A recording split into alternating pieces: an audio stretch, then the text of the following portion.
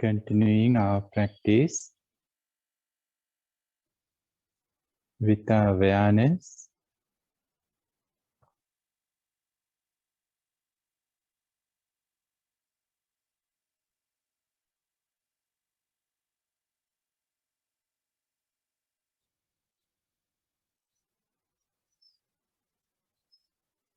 Today, we are going to meditate on our thoughts, on our mind, and on our mental movements by using the awareness what we have cultivated by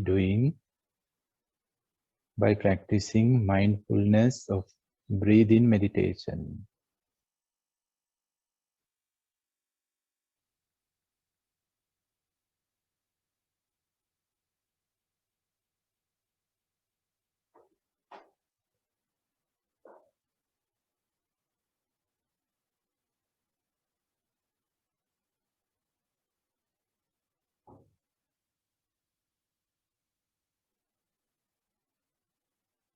The usual idea about thoughts is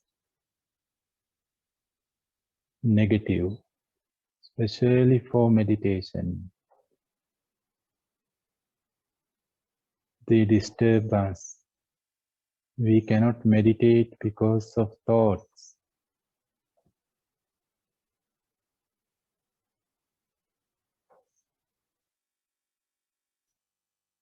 Is there any way to stop thoughts before the meditation?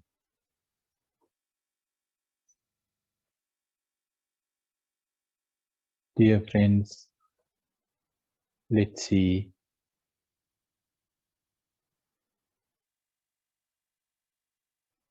Is there any way to meditate on thoughts?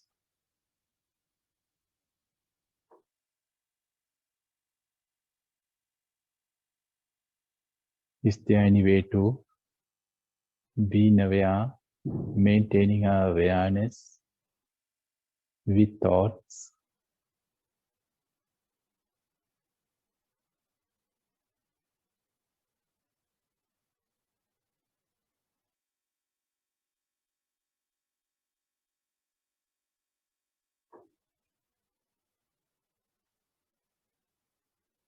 The very basic awareness is to know a thought is here. Whenever a thought occurs in our mind, can we recognize it as soon as possible? A thought comes. Or memory is there.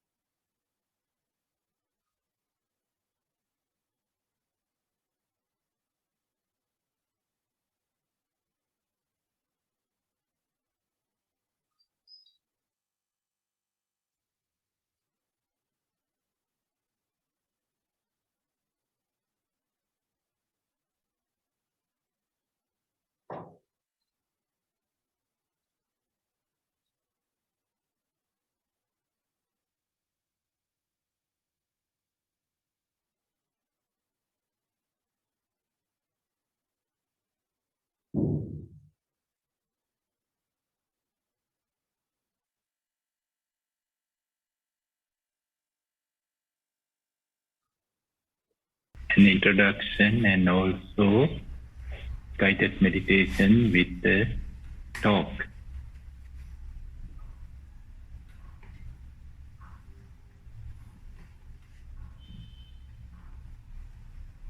Actually, I don't know what to say now. Everything is there. Maybe most of you personally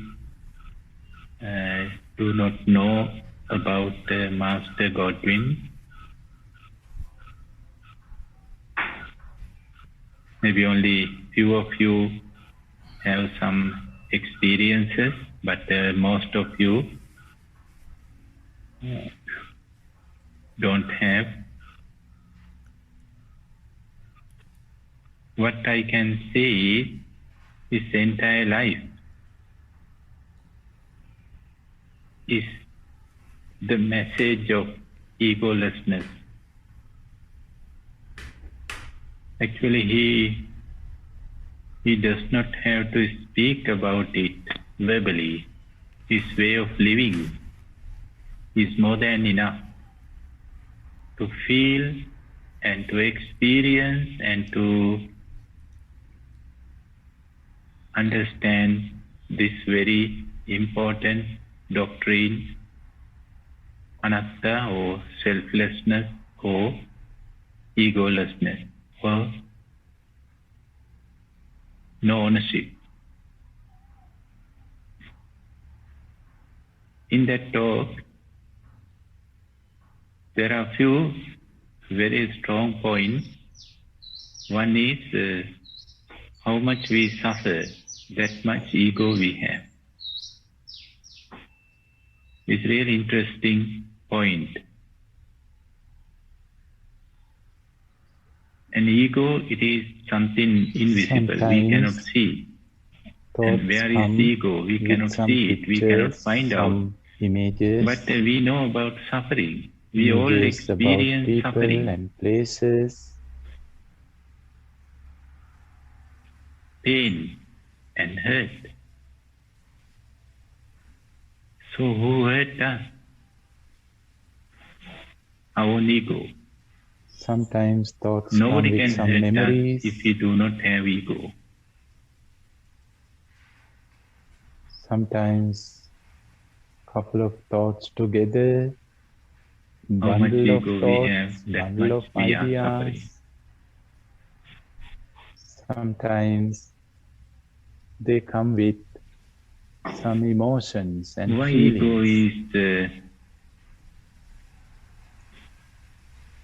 Ego is making us suffer because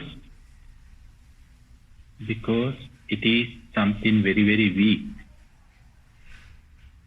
My experience is the ego is the most weak thing they come in our one life by one. or in the world, in the universe. See how many things we but can we notice. think opposite. We think ego is something If we which can is very, observe very our strong. thoughts, if we can like a rock, meditate on our thoughts, like diamond. Actually, no. If ego is something like a rock or like a diamond, then an interesting no one can hurt it.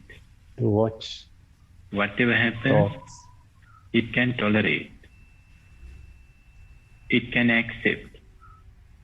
But that is not the way it happens. Even a small word, even a small silence can hurt the ego. That means the ego is so weak, something very, very poor and weak.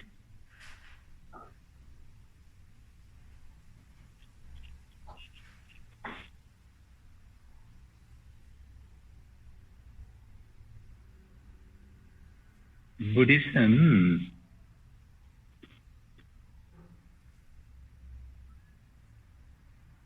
gave us a beautiful metaphor for the ego.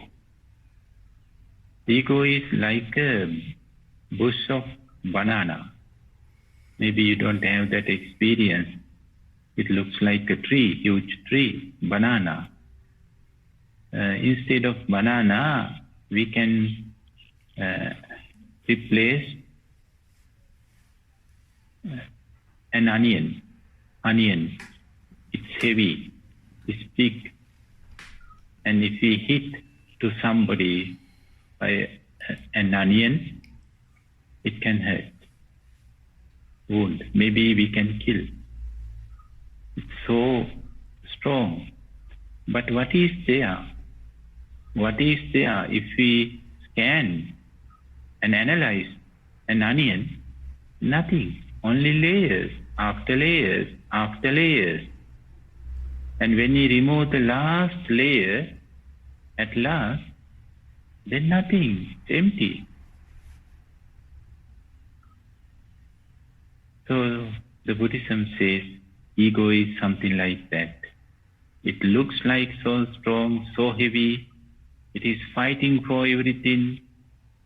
It is challenging to everybody because it's nothing.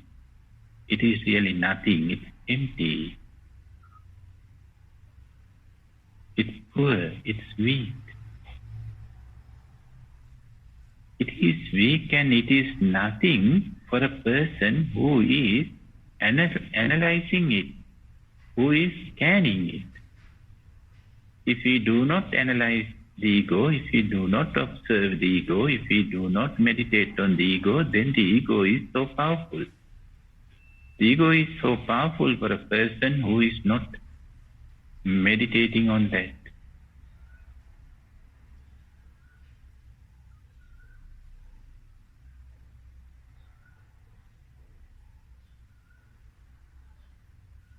And the other point is that we like to be honest.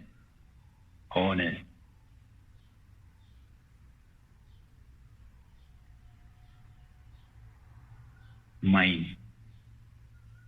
This is mine. So this is also an external behavior of ego. The ego wants to own things. Owning. This is mine.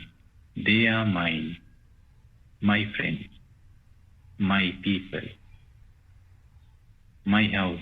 My.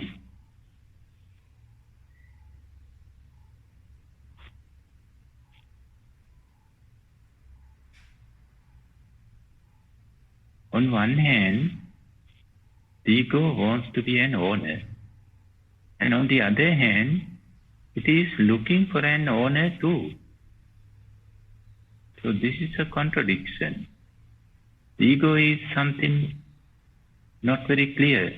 The ego itself is a contradiction. On one hand, the ego wants to be an owner. As Master Godwin said, my husband, my wife, my partner, my. So that means I am the owner. I am the owner of you. And you are my property. My property.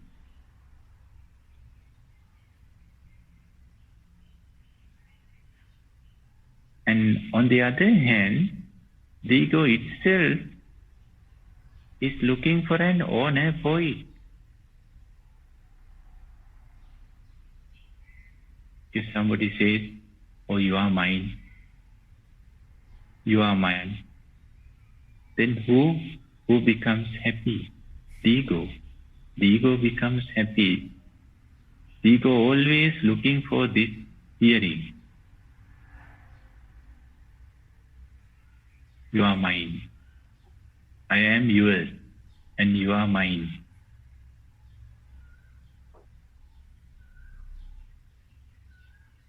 So what the ego is doing is this business, always this business with people, with properties, with everything. It's a business for the ego. Buying and selling, selling and buying, and owning.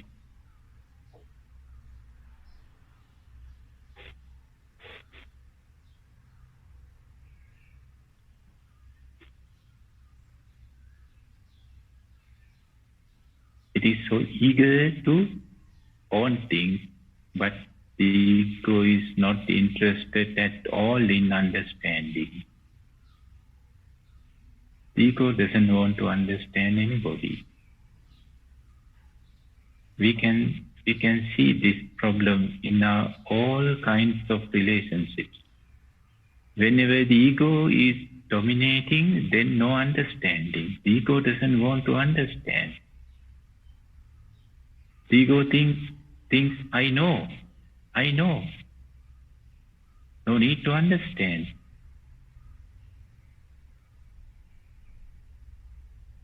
But actually the ego knows nothing. And it doesn't know how to learn. It is not interested in learning either. No learning, no understanding, only judging. So, judgments are playing a very important role in our life. Very important role in our life. This is good, that is bad, you are good, you are wrong, you are nice, you are beautiful, you are ugly. So, judgmental mind is playing a very important role, very powerful role in our life. Meditating on thoughts. Who is judging? The ego is judging. Wonder with thoughts. Who asked it to judge? Whenever Nobody. we remember Nobody asked the ego to judge. Then immediately we may But the ego thinks that it has ability to judge. See how powerful it knows how to our judge. habits are.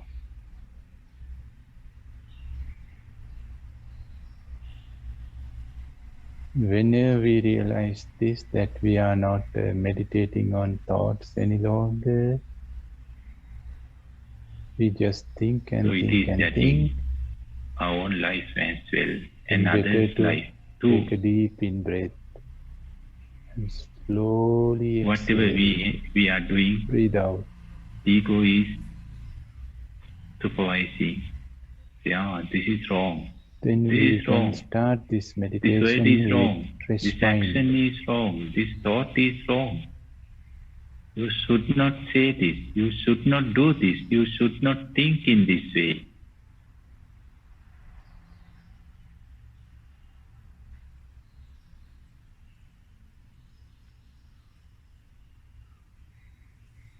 You are guilty. Then we have a guilty conflict. This guilty conflict comes from the ego. Then the ego wants to punish us. Whenever we have this idea, this feeling guilty, whenever we think that we are guilt, then ego is punishing us. Ego says, you should not sleep. Then we can't sleep. My dear friends, how many nights we have this experience? Whenever we are having a guilty conflict, oh, I have done something wrong, I did a mistake, can we sleep with this guilty conflict? No, we have to stay awake for nights and nights and nights, days after days. Who made this punishment? Who gave us this punishment? The ego. And the ego says, you should not eat. You are not allowed to eat. Can we eat with the guilty conflict? We cannot eat. No hunger at all. We are not starving. No appetite. Even we eat, no taste at all. The ego says you are not allowed to experience any taste in any food. And we say yes, we agree. And then we cannot experience any taste. We cannot see any beauty. So all are punishment. But we don't look at them as punishment. Actually, they are punishments given by our own ego.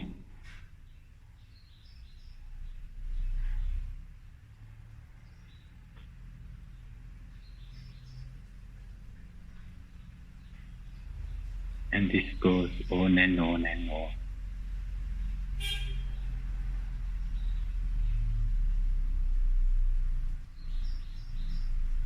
And then the ego says, you have done something wrong in your previous relationships or previous relationship. Therefore, you are not allowed to make a new relationship.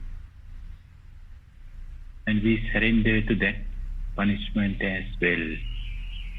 Then, my dear friends, you know this, maybe from your own experiences or by hearing from others' experiences, they are unable to make a new relationship. Whenever they think about a new relationship, then that guilty conflict comes. Oh, I have made a mistake in my previous relationship. I may repeat it again. So therefore, our minds and our hearts are not fully open. We cannot open our hearts and minds fully.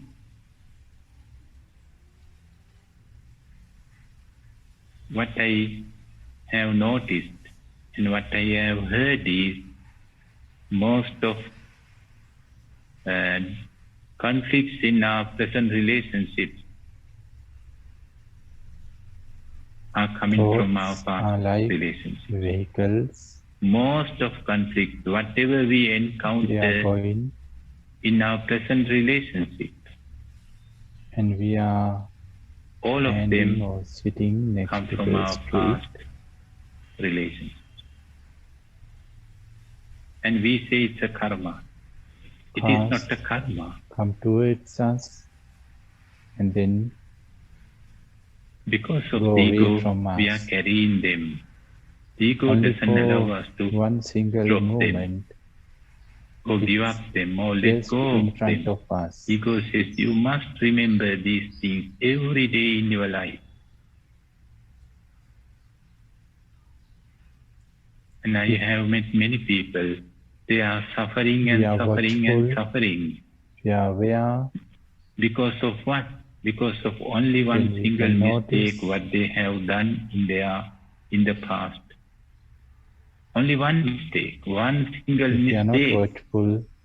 But every morning, whenever they get up, ego comes and says, oh, you have done this mistake. Therefore, you have to suffer. You are not allowed to enjoy your life. And whenever that person in an unknown car, go to sleep, ego comes and says you are not allowed to sleep because you have done that mistake in the past, in 10 years ago. So my dear friend, we can talk on this on and on. We all have experiences. We are sitting or That's why Buddhism says the ego is the cause of suffering.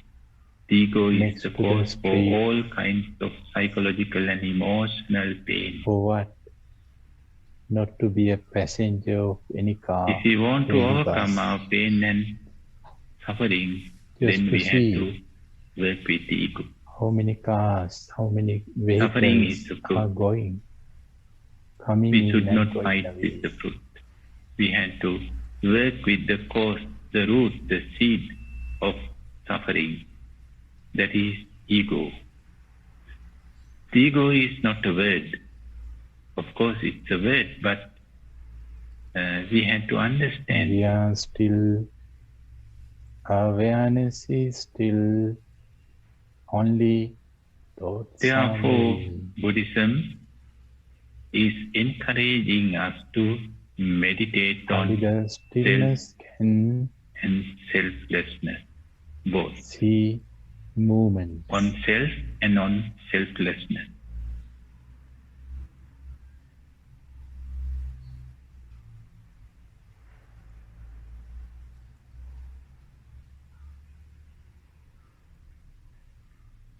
As our teacher said, we can ask this question when we are emotional, who is angry, who is crying, instead of what I have to do to the anger or what I have to do to the sadness, instead of that, we had to ask this question, who is angry? Who is angry? Is Upul? Is the body or is the mind? Who is angry? Can I see that person who gets angry?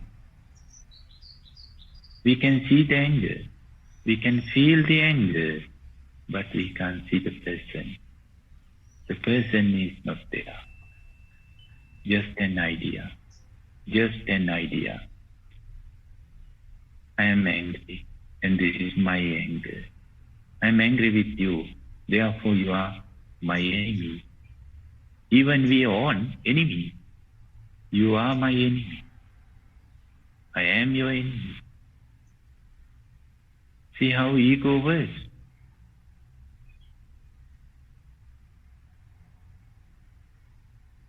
This is my sadness. Even we own the sadness. We do not allow it to let go.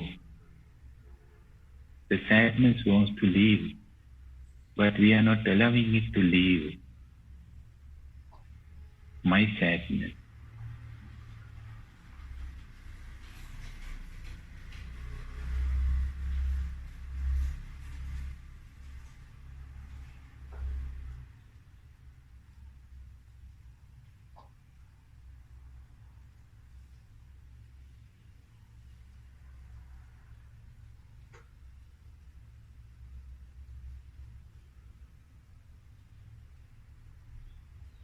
And how this ego comes?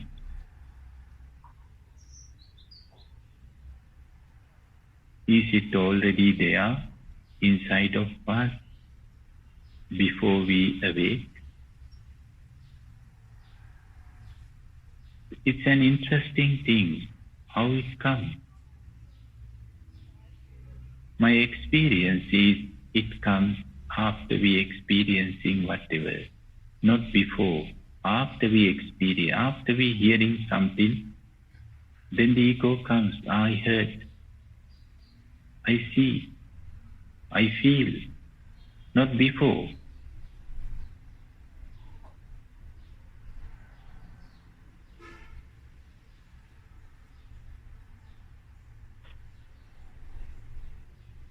And if we can place the awareness here, and then that thought may not come. We only hear. Only hear. And that thought may not come. I am hearing. No, only hearing. I am feeling. No, only feeling. Only feeling is happening.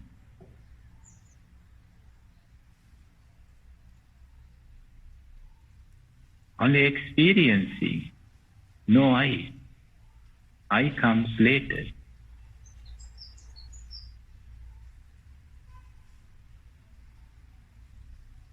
How much awareness is there? That much no ego.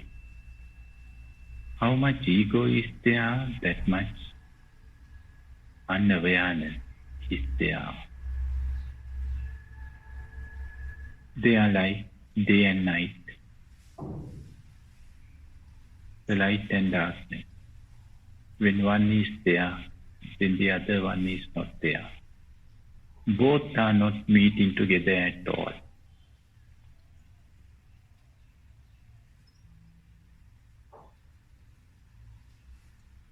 So actually nothing to do to the ego either. What we have to do is just to cultivate the awareness. Just to improve our awareness. Then the shadow of ego is disappearing. Life is living without self. Life is existing, but no ego. The life doesn't need ego, but the ego needs the life.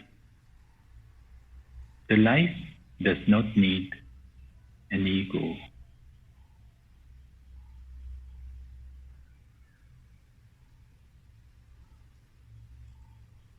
Sometimes the road is empty, the mind is empty.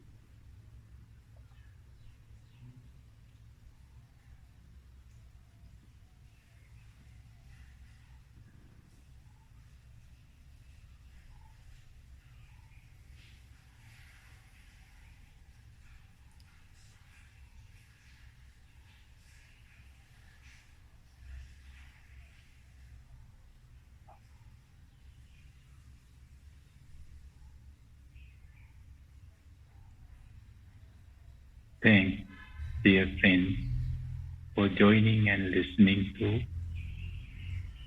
today Dhamma.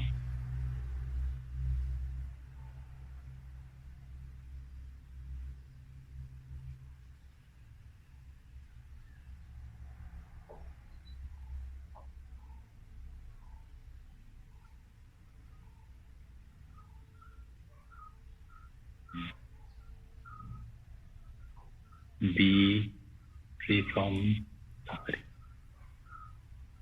Thank you.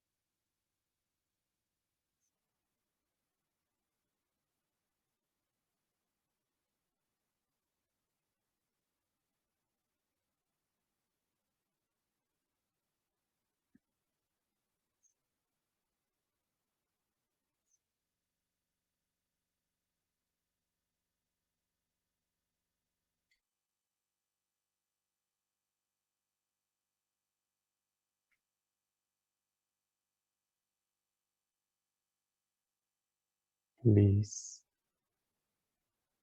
use this beautiful awareness for rest of the activities until we meet for the next group meditation and next group activities. Thanks.